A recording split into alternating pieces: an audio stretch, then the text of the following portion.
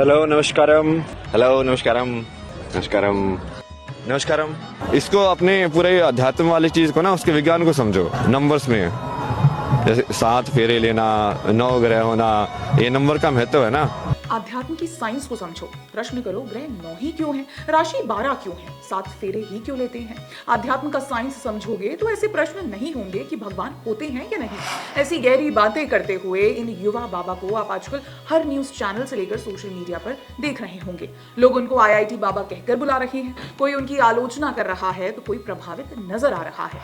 कुछ उनकी आध्यात्म की समझ पर आश्चर्यचकित है तो कुछ का कहना है कि इनका पढ़े लिखे होने के बाद ये सब करने की आवश्यकता क्यों है। खैर, हम किसी को गलत किसी को सही तो नहीं ठहरा सकते, पर इन युवा बाबा का उदाहरण लेकर आपके साथ एक विश्लेषण जरूर साझा करेंगे, जिसमें हम ये समझने का प्रयास करेंगे कि स्पिरिचुअलिटी, सांसारिक कर्म और धर्म में क्या संबंध है और हमें क्या संसार में बने रहने के लिए साधुत्व से दूर रहना चाहिए।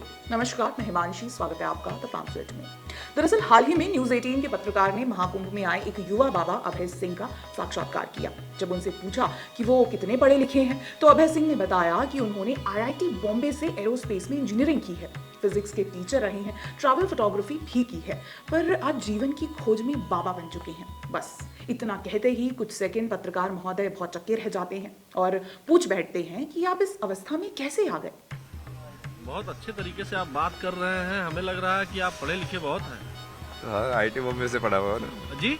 आईआईटी बॉम्बे से एरोस्पेस इंजीनियरिंग किया ना मैंने। आईआईटी मुंबई से। हाँ। खैर, इस पर अभय सिंह का जवाब है कि यही अवस्था तो सबसे बेस्ट अवस्था है।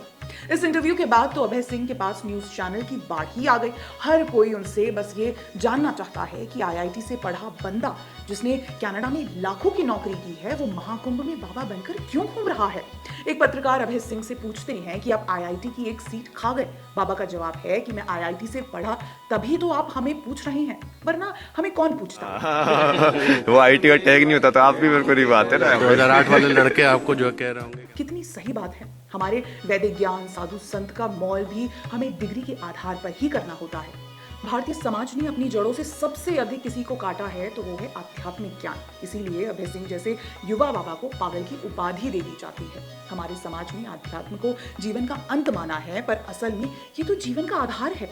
अभय सिंह का जीवन और आध्यात्म के प्रति समझ आकर्षित करती है। आप उनके इंस्टाग्राम पेज को देखिए और अपने पेज पर वे यूथ को आध्यात्म और जीवन के बीच का कनेक्शन समझा रहे हैं। अभय सिंह ने सभी का जो ध्यान खींचा है वो उनकी डिग्री ही नहीं बल्कि जीवन के प्रति उनका नजरिया और उनके ज्ञान को लेकर भी है। वेद, शिक्षा, समाज, परिवार पर उनके विचार आपको सोचने पर मजबूर कर देते हैं। राष्ट्रवाद पर उनका विचार देखिए, वो बताते हैं कि कैसे खुद लोग विदेशी फंडिंग पर देश से दगा कर जाते हैं।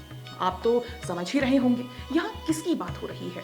समाज से लेकर हमारे न्यायपालिका, पॉलिटिशियंस तक साधु संतों को बैकवर्ड और ढोंगी करार देते आए हैं। जब योगी आदित्यनाथ राजनीति में प्रवेश करते हैं तो उन्हें कहा जाता है कि बाबागिरी करो, और जब सदगुरु जैसे लोग युवाओं को योग के मार्ग पर लेकर जाते हैं तो उन्हें हाईकोर्ट से नोटिस मिलता है। क्योंकि अभी मैं जैसे सदगुरु का ही हुआ था, वो सदगुरु जो है वो अमेरिका के जो वो है ना सर्जन जनरल, मतलब जो टॉप में मेडिकल एडवाइस जो देते हैं, वो है न्यूरो डॉक्टर, वो उसके साथ बैठ के मेंटल हेल्थ डिस्कस कर रहे हैं। और भारत के अंदर वो हाई कोर्ट वाला कोई तो जज है, वो उनके से उसमें आश्रम में रेड करा रहा है कि यहाँ पे पता नहीं क्या कर रहे हैं। जिन सदगुरु और संतों का मान फॉरेन साइंटिस्ट भी कर रहे हैं, उन्हें सम्मान देने में भारतीय समाज किस प्रकार पीछे रह गया। अभय सिंह के साक्षात्कार से जो बात सबसे अधिक आकर्षित करती है वो है स्पिरिचुअलिटी को लेकर उनका ज्ञान और इसे अपनाने की उनकी प्रक्रिया। आइए इस पर बात करते हैं। तो आप इस वीडियो में देखिए कि वे कह रहे हैं कि लोग स्पिरिचुअलिटी को तब देखते हैं जब वे सांसारिक मोह का त्याग कर देते हैं, पर असल में ऐसा नहीं है। वास्तविकता में तो स्पिरिचुअलिटी ही अंतिम सत्य है। Spirituality is for someone who is renounced the world or someone like that. And spirituality is the only truth.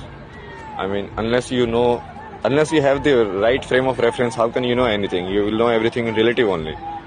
अब उनके कहने का यहाँ क्या अर्थ है, ये समझने के लिए महाकुंभ से बेहतर स्थान कोई नहीं हो सकता।